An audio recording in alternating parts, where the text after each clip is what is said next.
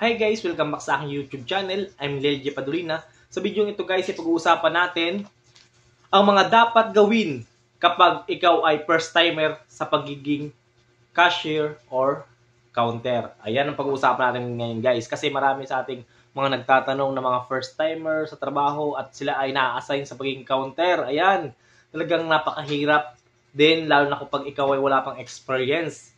Kaya ngayon, ito ang ating content at sa lahat ng mga first timer sa pagiging counter, makinig kayo guys. Ayan.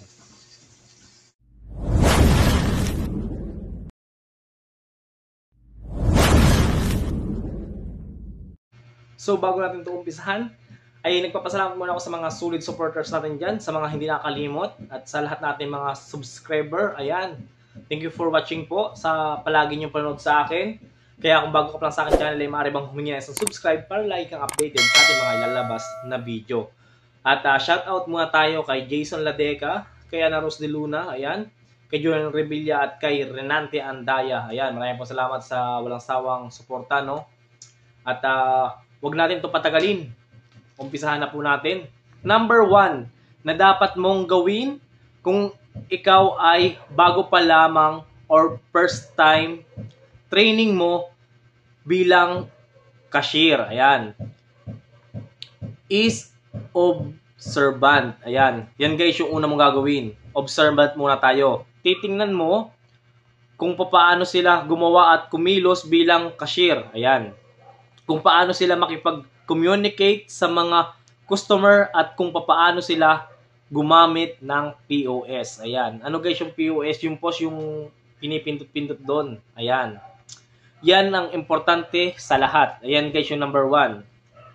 Number 2, dapat meron tayong tickler kasi habang nag-o-observe tayo, kailangan nating isulat yung mga ituturo sa atin ng ating crew trainer. Minsan kasi hindi maiwasan sa trainer na mainis. Ayan. Lalo na kapag tayo ay paulit-ulit nagtatanong sa kanila. Kaya ang mahalaga, tickler. I-take note lagi yung ituturo para hindi tayo paulit-ulit na nagtatanong. Kasi baka mamaya pagalitan tayo, hindi tayo tumuloy sa ating training. Ayan. Number 3, habang walang customer, maaari kayong mag-memorize ng inyong mga product or kung gusto nyo, pwede nyo isulat sa tickler depende kung paano kayo kikilos para matuto. Pero mas mabisang kabisaduhin ninyo muna lahat ng product para pag nasa counter na kayo, hindi kayo mahihirapan maghanap ng product.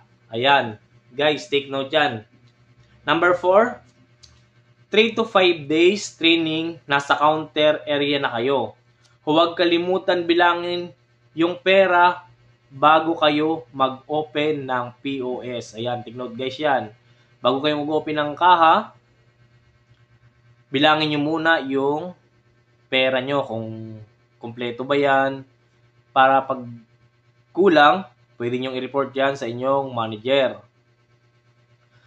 Sa cashier, hindi maiwasan ang ma-short. Ayan, ganun talaga sa una, mahirap. Pero after a week, masasanay ka din. Masanay ka din yan guys. Sa una lang mahirap, tapos parang kabado. Kasi ikaw na yung harap sa customer.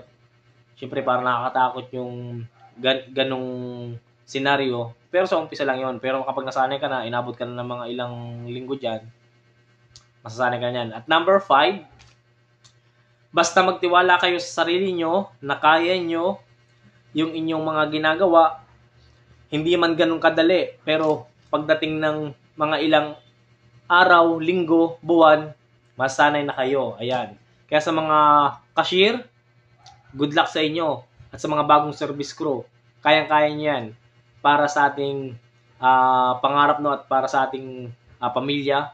Kaya tayo araw-araw nagsisipag. Ayan. At sana may natutunan ka sa aking video na to. At kung may natutunan ka, ay maaari bang subscribe mo ako para lagi kang updated sa ating mga ilalabas na video. Ayan. Thank you for watching guys. God bless.